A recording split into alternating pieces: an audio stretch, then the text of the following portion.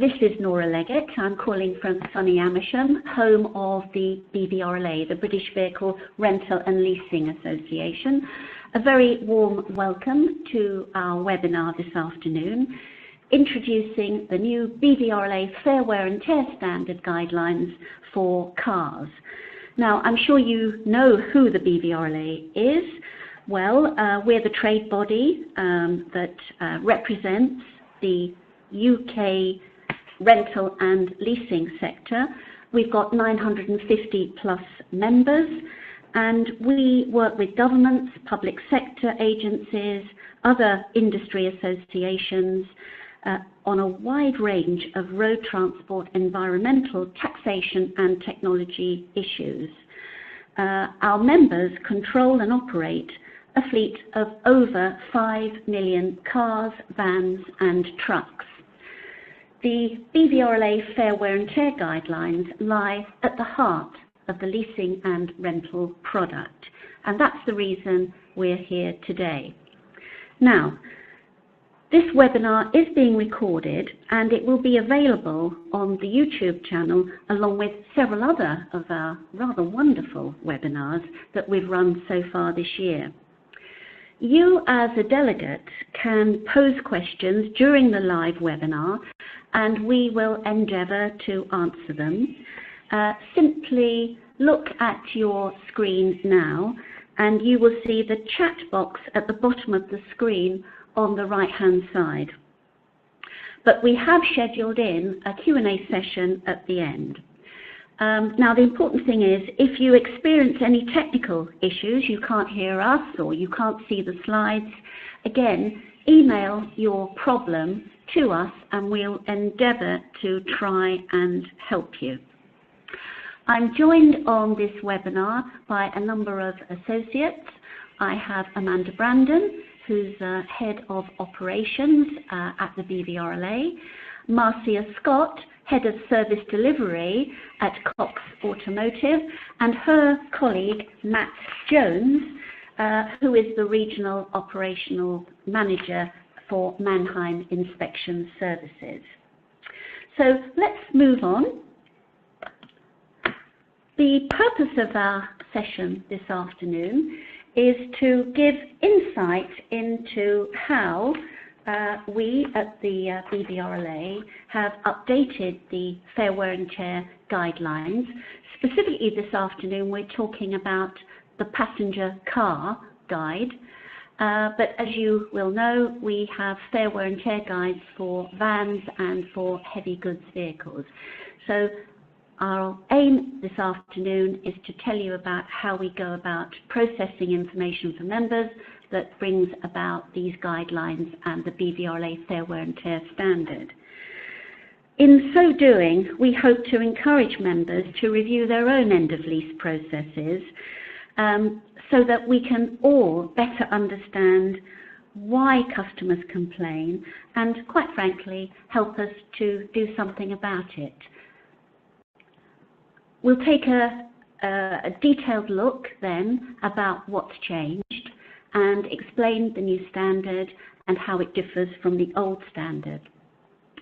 And then finally, a chance for you to ask questions of us at the BVRLA about complaints and conciliation, maybe that you already have some experience of, and indeed Manheim Inspection Services, who are the BVRLA accredited trainer. So let me move on.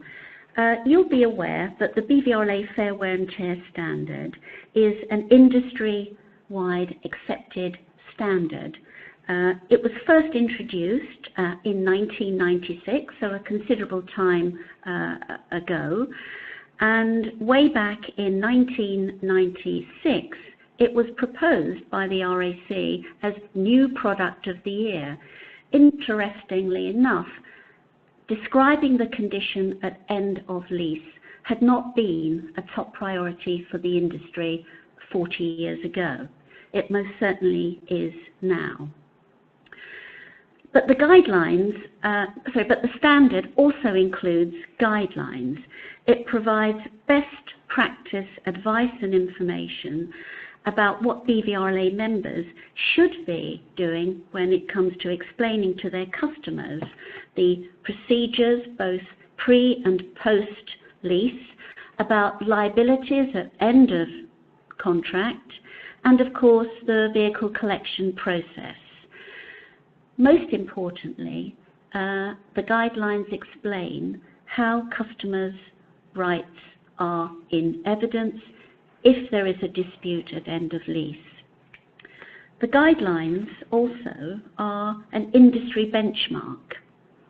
You may not be aware, but the BVRLA can only recommend that BVRLA members adopt the BVRLA standard. Many members will have their own in-house version of it, and those standards are perfectly acceptable. The document itself is not a quality standard in the sense of a BS 9000 standard. It's a customer-facing document, and that means it must be written in plain and transparent terms, and it's often referenced in master hire agreements as the BVRLA Fair Wear and Tear standard as published from time to time. And that means that customers can enjoy the longevity. So if the standard changes during the contract, our members won't necessarily need to issue a new contract at each and every time of the master hire agreement. Transparency is absolutely foremost in what we do in our Fair Wear and Tear and in our published guidelines. And it's become even more so as we note the huge growth in personal contracts. For example, the number of personal contracts opened by BVRLA members grew 24% year on year this year. And personal contracts now represent something like 25% of BVRLA members' car fleet. The car fleet itself is something like 4 million. So you can see that with the growth of personal contract hire and the fact that many of our drivers, many of our customers, no longer have a fleet manager to provide advice and guidance, it's more important than ever that drivers and customers of ours have access to the BVRLA Fair Wear and Tear standard and the accompanying guidelines. It's all about making sure that customers are aware of the standard, know what we expect of them as lessors, and give and provide advice and guidance throughout the period of the lease.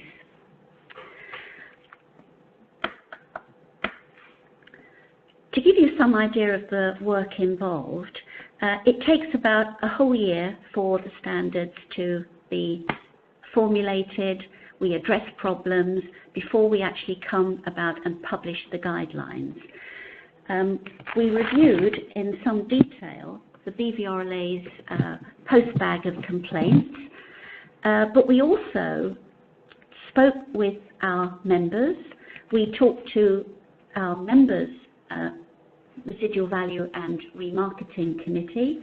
We talked to members in detail about the kinds of issues that their customers are experiencing, and we also spoke to authorities in the sector, the AA, the RAC, British Car Auctions, Manheim, Hudson Capel, the Vehicle Remarketing Association, and of course the RMIF. And certainly we would like to thank them all for their input into the standards.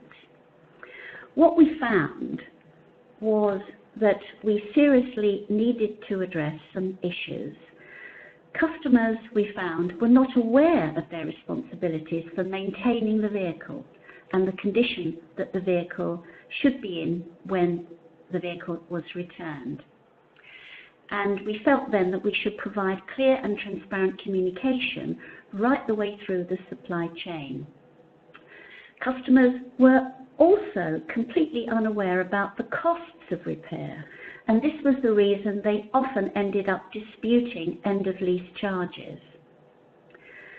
We found that the concept of age and mileage in relation to end-of-lease standard was a difficult one, particularly as more and more BVRLA members are remarketing ex-lease cars into the used vehicle marketplace. We also found, and you may have seen this yourselves, that press reports of increased incidents of clocking fraud, that's mileage fraud, mean that our product can be devalued as it enters into the used marketplace. And we felt that as a sector keen on transparent standards, we needed to really make sure that customers were aware that they must be guaranteeing the mileage when it's returned at end of contract.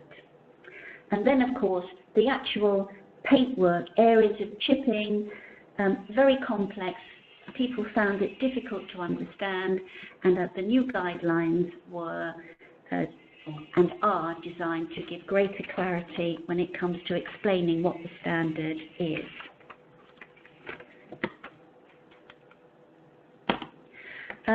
This is a copy of the new guidelines, and you can see that we've tried to change the image of the guidelines, making it non-threatening.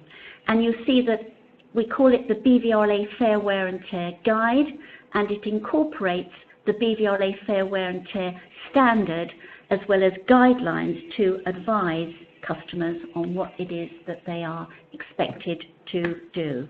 And you can see that the very first page of the new guidelines declares that this little booklet, this online publication, explains how customers can see what they must do to look after the vehicle, as well as tips on appraising the vehicle during the period of lease and at end of contract, and what to expect on the day the vehicle is returned. And also, it explains how to complain when things go wrong. When we explain when things go wrong, we want to make sure that customers are aware of how they should be looking after the vehicle. More and more customers on personal contract hire aren't aware of the importance of routine servicing and maintenance. And this is particularly true if there is no fleet managed arrangement. Leasing providers can certainly provide advice and guidance to help customers look after their vehicle if asked to do so, but we strongly recommend that customers are aware of what their responsibilities are in looking after the vehicle and maintaining it in accordance with the vehicle manufacturer's guidelines. We say customers can expect to be treated fairly. When we started looking at customer complaints, one of the reasons that customers were very reticent about being open about their own self-appraisal of the vehicle was they were frightened, quite frankly, of being charged unfairly for end-of-lease damage. And we say now upfront, customers must expect and can expect to be treated fairly. And equally importantly, that our members advise customers that drivers can query any end-of-lease charges. And when it comes to BVRLA's Code of Conduct, what we are saying here, those customers who are unhappy with the service provided by the leasing company should always in the first instance contact their lease provider give the member, give the leasing provider the opportunity to resolve the matter. And only then can the BVRLA's alternative dispute resolution come into play. Now, at this point then, I'd like to call my colleague Amanda Brandon, as Operations Manager in charge of BVRLA's conciliation service. She can give us some unique insight into the postbag that is the BVRLA's alternative dispute resolution. Amanda. Thank you, Nora. So, as Nora's mentioned, the BVRLA was one of the first providers of alternative dispute resolution to look for approval by trading standards back in 2015 for our service. And we have offered a conciliation or alternative dispute resolution service for some 20 odd years now. We used to look at, on average, 200 complaints a year when I first started back in 2002. And that number has now grown steadily. I've put up here a graph which will show you how that figure has grown. This is just looking at leasing complaints, but you can see that quite significantly over the last 3 years we've seen a growth in the number of complaints that we've dealt with. We believe this is due to 2 reasons. One is awareness of our service. Members now, almost all of our leasing members will refer to the BVRLA complaints process as part of their publication of their complaints process, how that works and where you can send customers. That wasn't the case 3-4 years ago. And also general awareness of alternative dispute resolution services. Customers, I think, are now more aware that these services exist, and therefore we've seen an increase in complaints. And we believe this is also due to the increase, which we talked about earlier, of personal contracts. So the number of individuals who have vehicles on lease and probably aren't as familiar as those who had a company car were about the end of contract processes. The blue line on this graph then shows you the fair wear and tear complaints that we receive in comparison with the total leasing. And again, you can see there's a steady increase, but there's still the majority of our complaints that we look at, well over half, refer to fair wear and tear and the end of contract process. However, in terms of the outcomes of those complaints, so for 2019 year to date, and this is consistent trend as well, we saw this last year as well. So 168 of the complaints that we looked at, sorry, I've just realised I should say 2018 outcomes. So 168 of the complaints we found in favour of the member, which means that the processes, the procedures, the damage that was being recorded was recorded correctly, was charged to the customer correctly, that these were complaints regarding fair wear and tear, but the member had done everything right. And then 34 of those we found in favour of the customer. So there's a very small proportion that we see these days where something has potentially gone wrong. Obviously, we see them at a stage where the customer has disputed several times. They've maybe been through 2 or 3 of different layers of your own complaints procedure first. But the numbers, we believe, demonstrate that there's some good customer service out there and good processes and procedures.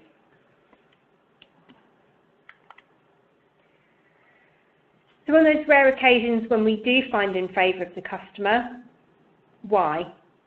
We look at things like the evidence. Our service, our conciliation service, is very much evidence-based. So we will look at the information from the member and we will look at the information from the customer. And we'll look at what that information is telling us. Is it telling us that the damage was recorded at the point of collection? As per our code, we do require that members record all readily apparent damage at the point of collection.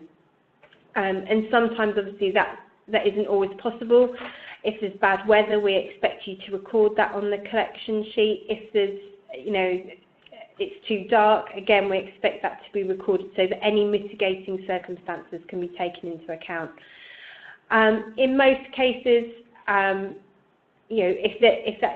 damage wasn't recorded at the point of collection and it was very obvious, then we will go back to the member and say, we really don't believe you can charge for this because the customer wasn't made aware of this damage. So that's one of the reasons why we might find in favour of the customer. We also find sometimes when the complaint's looked at again by the leasing company, they'll review all the information and they'll say, you know what, as a gesture of goodwill, we're willing to refund on this occasion. And so that's another reason that we see. The third bullet point there is delay in collection of vehicles from dealerships. This quite often happens and again makes it very difficult for us in terms of evidence to be able to say that that damage was definitely there when that vehicle was caused by the customer, especially if the vehicle has been left at the dealership for several weeks or even as long as a month. Anything could have happened to that vehicle, therefore it's difficult for us to say the damage was caused by the customer. What we will do, if the damage is, for example, rusted or anything like that, we will take the view that obviously that damage would have been there by the customer. And then the final one, is say if the charge is not picked up at the point of collection. In terms of improvements and areas that we sometimes see would help in terms of making sure that we had even fewer complaints that we found in favour of the customer. Communication, I think, is the most important point I would make here. That the customer is aware of what the returns process is. They understand exactly what's going to happen. We get an awful number of calls here at the BVRLA for a customer who's been sent, for example, a copy of our guide, and they don't know what to do with it. It's just been sent, there's no accompanying letter. They think we're going to come and pick up their vehicle for them. So we're aware, obviously, that customers don't necessarily read everything you send them, but I think the one message we would say is make sure that the information you give to your customer is very, very clear about exactly what's going to happen. In terms of the details of any charges raised, they again make sure they're clear, make sure you're not using industry jargon, and that you're giving the customer every opportunity to know exactly what they're being charged for. And then good evidence. As I said, the conciliation service, our alternative dispute resolution service, relies on evidence. And the more times that we see, and certainly with the advent of technology, everything being recorded electronically, videos of cars, photographs, etc., it's all really, really good evidence which we can then use and can clearly opine on a complaint. And then the other thing that we have started to see sometimes that we would just ask members to make sure they're not doing is charging for items that are outside of the standard. We sometimes have to go back to members and challenge and say, actually, you've charged for this dent or you've charged for this chip, but it's not outside it's not outside the standard. That's within the tolerances. You shouldn't be charging for it. So that's where we sometimes end up doing partial refunds. And then on a final note, the other one we've come up with, which again our conciliation team have struggled with recently, and whether anybody has any ideas or suggestions, we'd welcome them, around the definition on alloys of where the spokes start and what is the circumference. We sometimes are sat looking at pictures of alloys trying to figure out is this damage on the spoke or is it on the circumference, and where we thought something was on the spoke, it was actually on the circumference. So quite a challenging area sometimes for us. And if you have anybody have any good ideas or suggestions, we're always welcome to those. Okay, right, fine. Let me just remind, thank you very much, Amanda. Before I bring in Marcia and her colleague Matt, I'd just like to remind everyone, if you have any experience of customers complaining, if you have a query over the definition of fair wear and tear, or if you'd like to quiz us about any other subject to do with fair wear and tear, then please email your question to us now. We'd be absolutely happy, delighted even, if somebody would give us a question that we can pose later. But I can see one or two coming in now, so thank you very much for that. Right, so turning then to our next speaker, Matt Jones. He's the Regional Operational Manager of Manheim Inspection Services. And Matt, you're going to run us through the new standard, explaining what's changed. So over to you. Great, thank you, Nora. Yeah, so looking at it element by element, so chip-wise, we now have a little bit more clarity, whereas before it was excessive and minor. So it quantifies it a little bit more now. So obviously chips less than 3 millimeters remain within the standard, but anything bigger than that is outside, and obviously the rusted consideration remains. But it now also gives us a number of chips. So with 4 chips on any panel, 6 chips on a door edge, and then 8 on any forward-facing panels. Anything more than those is outside of the standard. Looking at dents, so dents increases to 15 millimeters. Anything within that remains in the standard, and the same with 2 on each panel. So chips within dents with damage to the paint are not acceptable as it was before, and dents on the roof or through the swage, again, not acceptable. So scratch-wise, so the size of scratches remains, but a slight change being surface scratches. So the number of surface scratches can't be any more than 4 on a panel to remain within the standard. And then let's say, so a little bit more quantification of sizes on mouldings and trims being the same as 25 millimeters. So one of the major changes, windscreen, so bringing it in line with MOT standards. So it moves the windscreen into quadrants, so the A zone being directly in front of the driver's line of vision. So damage is okay up to 10 mil, but anything outside of that is outside the standard. And then the B zone, which is the remaining swept area, which damage outside, bigger than 40 millimeters remains or would be considered to be outside the standard. Again, some clarity on chips, to repaired chips. So obviously work needs to be warranted and evidence needs to be provided. And then a little bit further on, windscreen wipers, which weren't mentioned, and the reservoir, the wiper should work, and the reservoir should have enough liquid to clear the screen. So an area that's now referenced that wasn't previously is panoramic roofs. So they must be fully functioning with no cracked chips or holes. Surface scratches are okay, but anything more than 4 surface scratches would be outside the standard.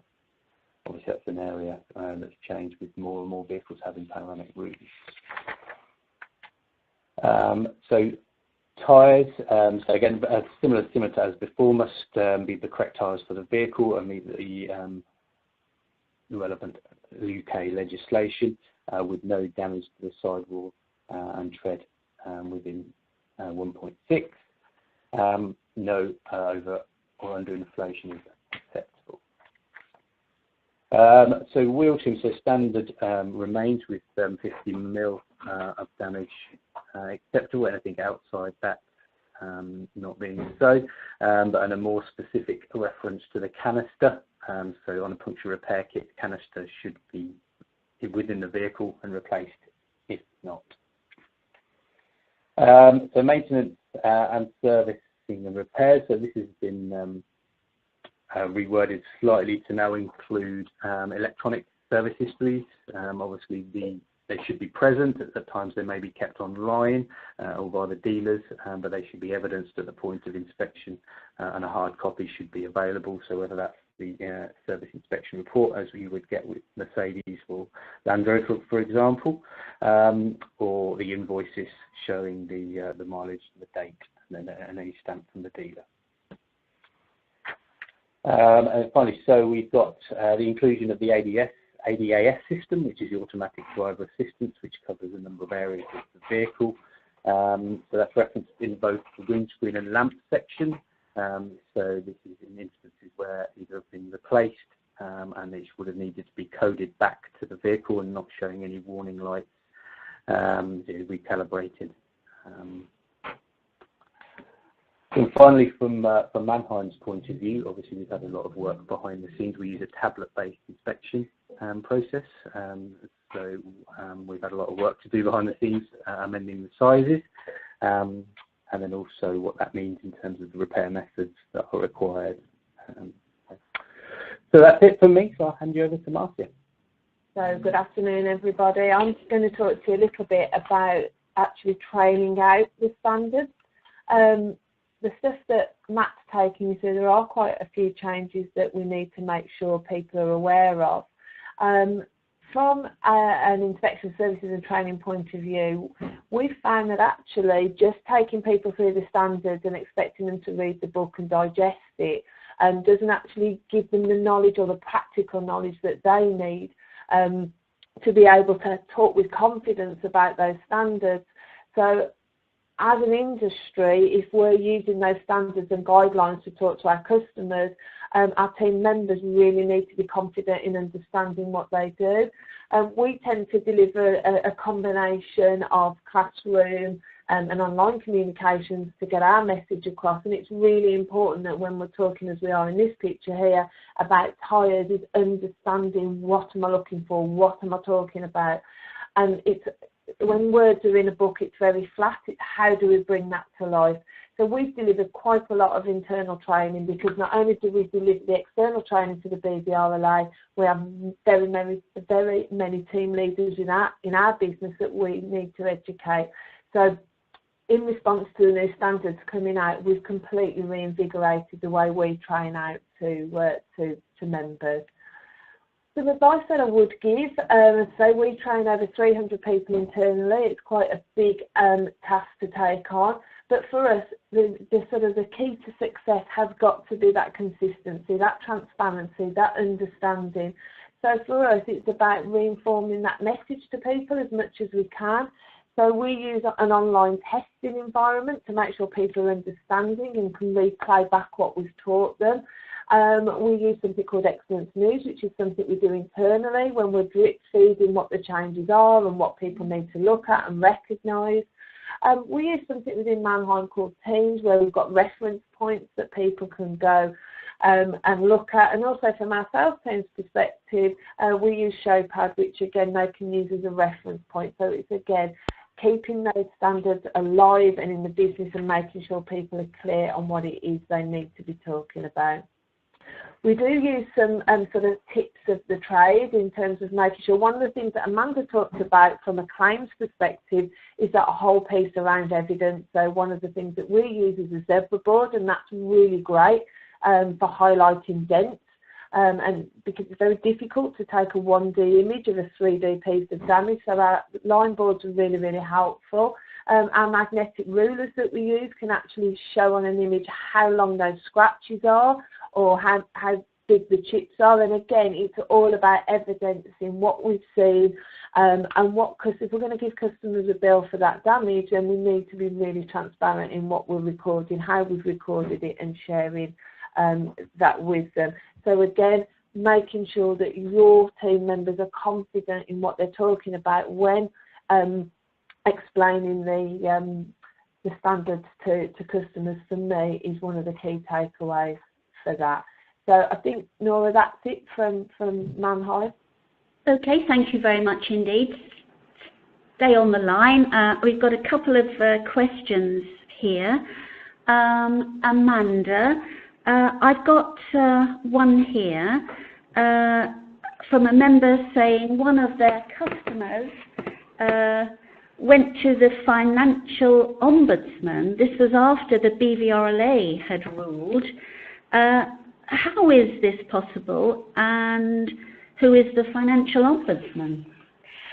Thanks, Nora. So the financial ombudsman are the regulator as such for, the Financial Conduct Authority are the regulator for the consumer finance, fair credit consumer credit.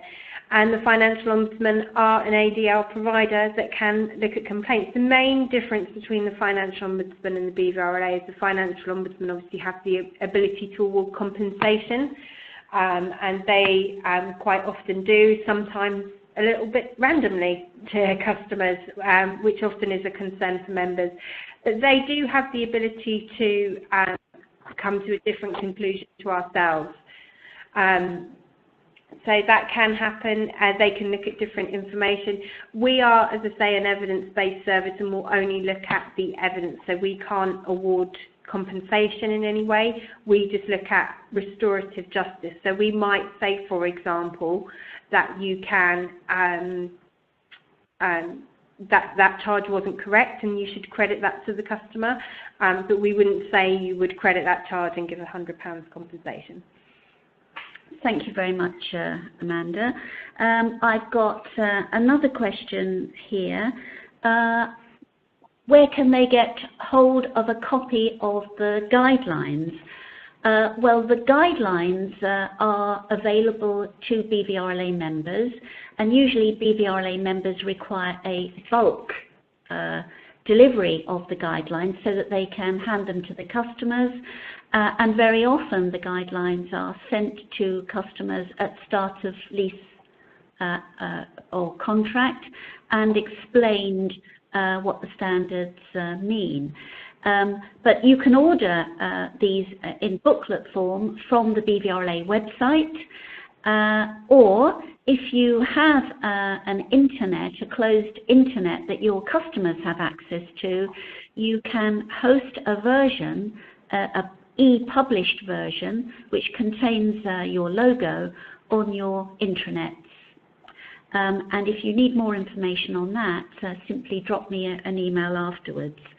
But I've got another question here. I'm just wondering, maybe the email is referring to slides from today's session. These slides will be available and we'll distribute them immediately after the session this afternoon.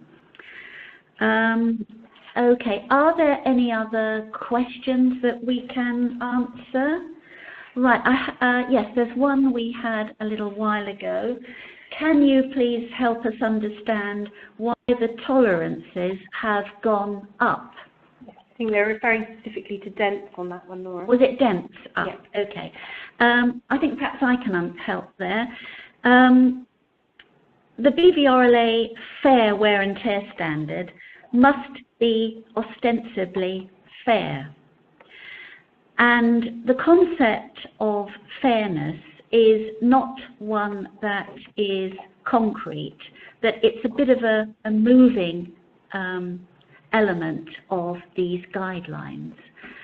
And when we talked to the Residual Value and Remarketing Committee, when we talked to members about typical complaints that they were receiving from both business customers and personal lessees, it was felt that our guideline was a little bit too harsh.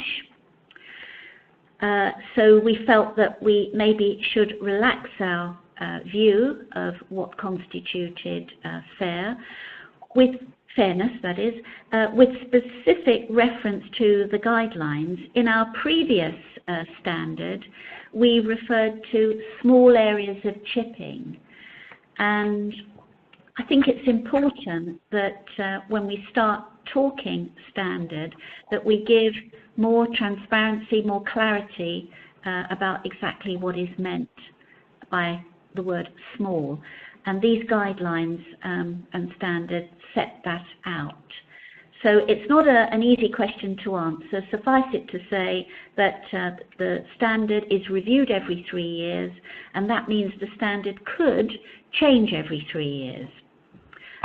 But what we try and do is to make sure the standard is clear, that it's transparent, and it's in keeping with what customers and BVRLA members expect from their trade body to formulate and orchestrate. We've also had another question here, Nora, around what age of vehicles the standard is appropriate for, whether the same standard is appropriate for a 3-year-old car or for a 1-year-old car? Well, the Working Party looked in some detail about this. Certainly customers generally are not aware of the age or the mileage of a vehicle, but typically an ex-lease vehicle is around 3 years and 60,000 miles. As I think I mentioned in my introduction, increasingly ex-fleet vehicles are being refinanced, and that means that the concept of age and indeed mileage is becoming even more flexible. So what we're saying now, these guidelines are current and valid for today's fleet.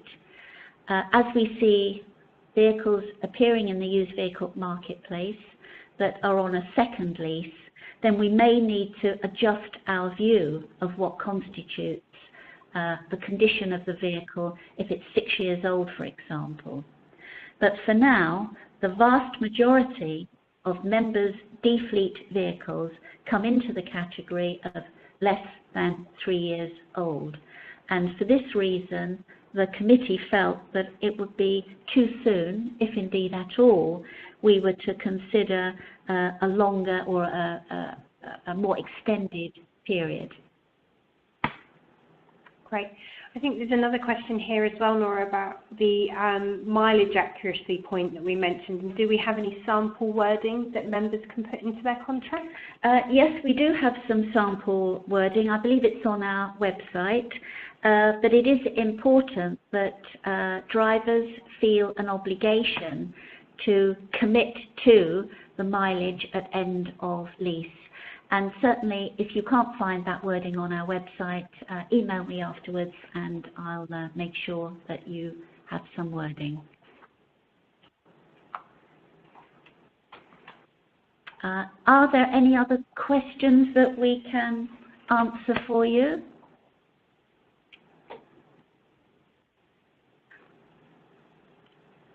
I think there was one there about 12-year-old vehicle, 12-month-old vehicle. I was asking if there was a different standard for vehicles that are 12 months, so for rental vehicles, but we don't have a standard for rental vehicles. No, but for those rental vehicles that are part of a buyback arrangement, for example, we do have a set of standards that was formulated some time ago, but that's a completely different standard. It is available certainly from our archive here at the BVRLA. So if anyone's interested in seeing what that standard is, then I'm certainly happy to forward on a copy to you. I think I've covered off most of the questions there. Oh, sorry, I've got one question there about the swage line. Why have we not amended? Could you read that out? Yeah, why have we not amended the damage on roof and swage line as it was an initial concern? Right. Yes, you're quite right on that one. You've got some good knowledge of the workings of the working group there. The swage line was originally proposed that dents on the roof or the swage line on any panel should not be acceptable because repair methods now could easily accommodate both these instances. The swage line is where two panels are joined together in a vehicle. The original advice we were given was evaluated, and it was found that although repair methods have moved on, they are not sufficiently advanced to declare that dents on the roof and dents on the swage line are an easy repair. So it was felt that we should keep the standard the same for the time being. Okay. We've also, another good question actually, should we apply the guidelines that were in force at the start of the contract or at the end? Changes to the guidelines during a contract could have a significant retrospective effect. That's completely true, of course. In the instance that we're talking about here, the car fair wear and tear guide, the guidelines that we have introduced this year are more generous to the customer. So probably there is no need for customers to feel disadvantaged if the standard that was applied today is not the standard that was applied at the uptake of the lease. However, I understand that the financial ombudsman may have a slightly different view. Amanda, can you tell us a little bit more about that? So I believe they've got, they have a copy of our new guide, and I believe that they will be using that immediately. As a measure, yes. Yes. Yes. So they'll be opining on complaints using our new guide. Right, so I think, I have one question on windscreen damage and whether we've got the sizes right. Well, the windscreen standard is now the same as the MOT standard, which means that damage in Zone A should be checked out if it's more than 10 millimeters in diameter, and the windscreen swept area more than 40 millimeters. So I think that's what our slide said. Please correct me if I'm wrong. But again, if I haven't picked up that question correctly, I'm sure you will email me and tell me where I've gone wrong. And please feel happy to do so. So I'm just bringing then today's proceedings to a close. I'd like to say thank you to Amanda, to Matt and to Marcia for participating today. I'd like to thank the delegates for their attention and for their questions. If anything pops up afterwards, simply email me. There's my email address, or if it's a specific question about complaints and conciliation, please feel free to contact Amanda. And if you have anything about inspection, and please contact Marcia there at Manheim Inspection Services. If you have been unable to stay to the end of this webinar, you and indeed any colleague can pick up the webinar on our website and listen again. We'll also be able to send you a link to the slides so that you can watch and listen again. I think in closing, we have, if you want to order some guidelines, we're simply directing you here to the BVRLA website where you can pick up all the information you need.